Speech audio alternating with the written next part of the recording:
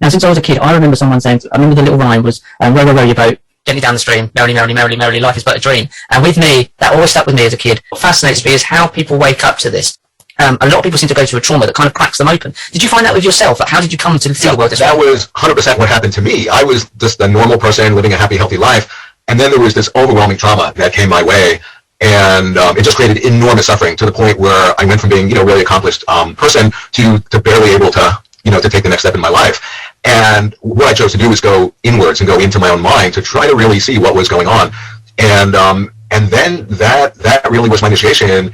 By doing that in a couple years, just hours and hours and hours a day, I had a huge awakening, a spiritual awakening, in which I began to realize this is a collective dream. But then I began to recognize the same evil force that had come through. It was a person of a particular family member through my father. Then all of a sudden, it was as if it had shifted channels, and that same evil force was coming through psychiatry and the mental health system, as if it pervaded the non-local field. As if it pervaded the non-local field. That's when I began to first track, wait a second, there's something almost, you could say, higher dimensional that pervades the collective unconscious, that's intrinsic to the non-local collective field,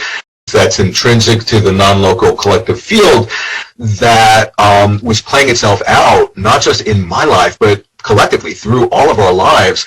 And that was what started my inquiry into Wetiko. As soon as I found out the Native American term about Wetiko and I began studying it, I realized this maps on precisely to what I was tracking. And so that was really the start. It was totally a trauma that started my inquiry. When I found out the name Wetiko, that's what I called it, because other indigenous wisdom, traditions had called it that. But the point is, it wasn't just an individual process.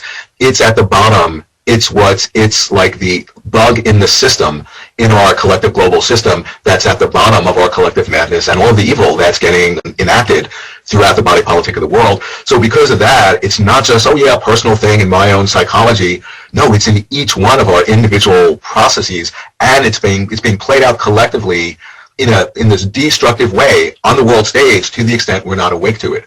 So Castaneda, in the Castaneda books, his teacher, Don Juan, calls Wetiko, though he doesn't have the name for it, the topic of topics. There is nothing more important to understand in the world. If we don't, become aware of it, we're going to be compelled to continue. We're going to be fated to destroy ourselves like we're doing, every day. But the point that I'm making is that encoded, hidden within Wetiko, it's actually helping us. It's actually helping us to wake up. It's actually helping us to connect with our creativity. It's helping us to recognize this is a collective dream, and it's helping us to snap out of the imagination that we exist as a separate self, which we don't. And as long as we're attached and identified with we exist as a separate self, separate from other separate selves, separate from the universe at large, that in a sense is Wetiko. That's Wetiko in action, and then we just unwittingly become an instrument to destroy ourselves. So it's because of that I've been so passionate. It's all I talk about. It's what my life is devoted to. It's like, and I would bet money, anybody who's turned on to this, there's no doubt they would be doing the same thing in their own way. But to the extent that we're not awake to it in the way that's destroying us, that's why I'm screaming so loud on the rooftops for 25 plus years to help people to wake up to this. The Gnostics, they called it the archons. That's exactly an equivalent term for Wetiko. In the Bible, in the apocryphal text, they talk about the counterfeiting spirit, and they describe this counterfeiting spirit. And that's Wetiko. But it was interesting, it got edited out of the actual Bible. And I point out in my book that, Wetiko was on the editorial board. That's why it made sure to take out any notion of a counterfeiting spirit, because it can't stand to be seen. When it's exposed, we take away its power and we become empowered. And I point out in my book that, Wetiko was on the editorial board. That's why it made sure to take out any notion of a counterfeiting spirit, because it can't stand to be seen. When it's exposed, we take away its power and we become empowered. It sets up a simulation. It impersonates us. It puts us on. Putting us on like a suit of clothes, but putting us on means to fool us. So it presents to us this version, this limited version of who we are. Oh, I'm wounded, I'm, abused, I'm traumatized. And as soon as we identify with its version of who we are, then we're goner. Because think about what's just happened. We've actually given ourselves away. We've identified with who we're not.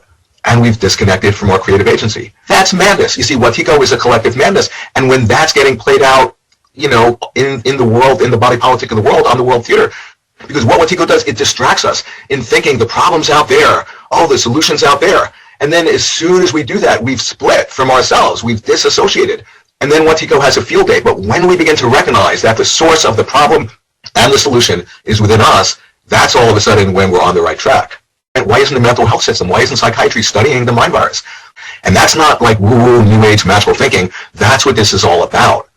And so, to the extent that psychiatrists are just studying pathologies in individual separate selves, they're already on the wrong track. Because, you see, the way to see Wetiko is to actually see through that imagination.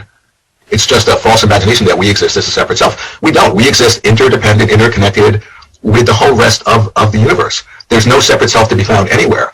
And to see that is to see this field, this non-local field. I mean, this is what the quantum physicists discovered, that there's a non-local field that we're expressions of and we're contained within, and there's no separation. And one other way of saying that is to see through the separate self, the imagination of that, to see the non-local field is to recognize the dream-like nature. We are having a collectively shared dream. I'm not speaking in metaphorical terms.